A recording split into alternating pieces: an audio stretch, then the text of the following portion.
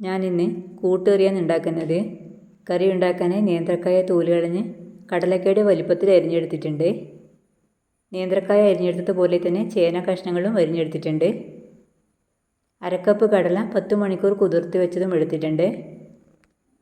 നേന്ത്രക്കായ, കടല, ചേന എല്ലാം ഒരേ അളവിലാണ് ഞാൻ എടുത്തത്.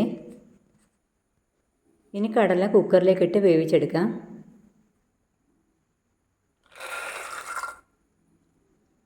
ഇതിലേക്ക് 1/4 ടീസ്പൂൺ മഞ്ഞൾപ്പൊടിയും 1/2 ടീസ്പൂൺ ഉപ്പും കൂടി ചേർത്ത് കൊടുക്കാം.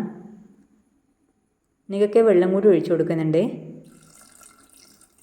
ഇനി കടല 6-7 വിസിൽ വരുന്നതുവരെ വേവിച്ചെടുക്കാം.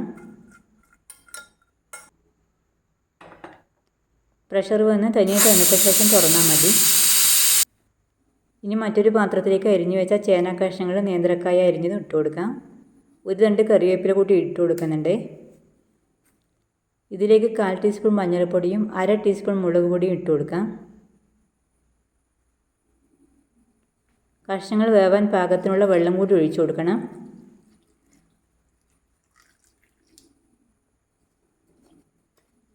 ഇനി ഇത് അടച്ചു വെച്ച് വേവിക്കാം. കഷ്ണങ്ങൾ വെന്ത് വരുമ്പോഴത്തേക്ക് 2 പിടി തേങ്ങയും കുറച്ച് ജീരകവും കുറച്ച് വെള്ളം കൂടി ചേർത്ത് ചെറിയ തരിയോടെ അരച്ചെടുക്കാം.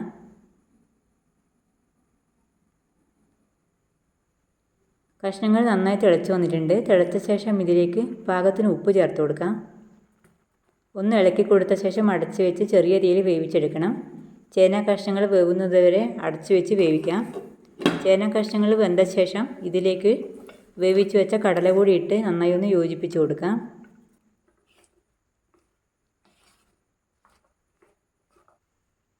ഇനി ഇതിലേക്ക് അരച്ച് വെച്ച തേങ്ങ കൂടി ചേർക്കാം. കുറച്ച് വെള്ളം കൂടി ഇതിലേക്ക് വേണമെങ്കിൽ ചേർത്ത് കൊടുക്കാം. കറി അധികം ലൂസാവാതെ തിളപ്പിച്ചെടുക്കണം. തിളച്ച ശേഷം ഇതിലേക്ക് 1/2 ടീസ്പൂൺ കുരുമുളക് പൊടി കൂടി വിതറി കൊടുക്കാം. എല്ലാം കൂടി ഇളക്കി നന്നായി ഒന്ന് യോജിപ്പിച്ച് കൊടുക്കാം. ശേഷം കറി ഇറക്കി വെക്കാം.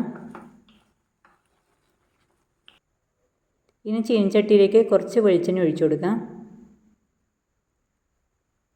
എണ്ണ ചൂടായ ശേഷം 1/2 ടീസ്പൂൺ കടുകിട്ട് പൊട്ടിക്കാം. 3 തണ്ട് കറിവേപ്പില കൂടി ഇട്ട് കൊടുക്കുന്നുണ്ട്. കൂടെ ഒരു മുറി തേങ്ങ ചിരവിയിട്ടത് കൂടി ഇതിലേക്ക് ഇട്ട് കൊടുക്കാം. തേങ്ങ നന്നായി ഒന്ന് ഇളക്കി ബ്രൗൺ നിറമാകുന്നതുവരെ മൂപ്പിച്ചെടുക്കണം. നന്നായി മൂത്ത് വന്ന ശേഷം കറിയിലേക്ക് ചേർത്ത് കൊടുക്കാം.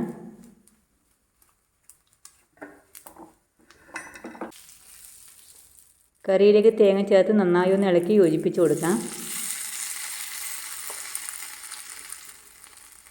കൂട്ടുകറി വേണമെങ്കിൽ കറി ലൂസാക്കിയോ അല്ലെങ്കിൽ കട്ടിയിലാക്കിയോ ഇഷ്ടത്തിനനുസരിച്ച് ചെയ്തെടുക്കാം.